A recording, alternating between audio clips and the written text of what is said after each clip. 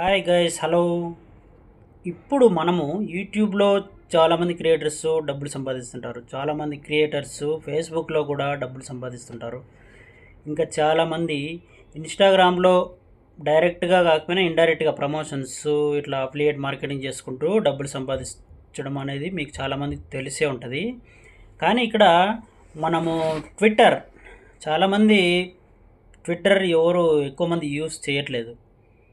So అందుకోసమనే తెలియని వాళ్ళ కోసము ఈ వీడియో ట్విట్టర్లో ఎలా డబ్బులు సంపాదించాలి అంటే ఎక్స్ అనమాట, ఎక్స్ ప్రజెంట్. ఎక్స్లో మనం డబ్బులు ఎలా సంపాదించాలి అనేసి మనము ఈ వీడియోలో చూద్దాము. నాకు తెలిసిన ఇన్ఫర్మేషన్ అయితే మీకు ఇస్తాను. కొత్త క్రియేటర్స్ ఎవరైనా ఉంటే మన పేజీని ఫాలో చేయండి, మన యూట్యూబ్ ఛానల్ని సబ్స్క్రైబ్ చేసుకోండి. ఇక్కడ మనకు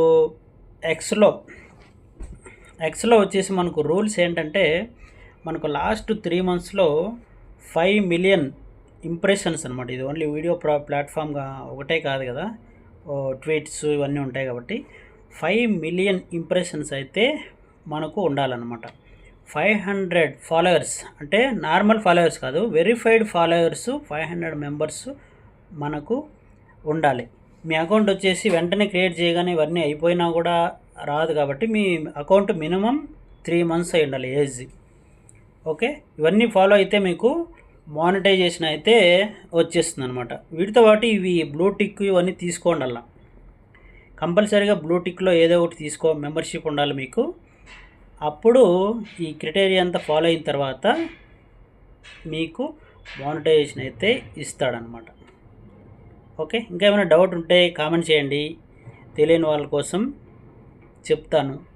తెలియని వాళ్ళు ఈ వీడియో పూర్తిగా చూడండి, తెలియకపోతే ఏమైనా ఉంటే కామెంట్ చేయండి, చెప్తాను.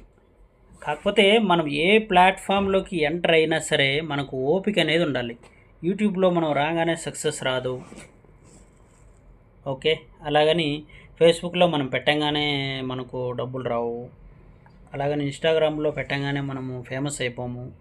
కానీ దేనికైనా ఒక టైం ఉంటుంది అనమాట. మీరు మీ పని చేసుకుంటూనే ఈ ప్లాట్ఫామ్ల మీద పార్ట్ టైం లాగా వర్క్ చేసుకుంటే మీరు వదలకూడదు.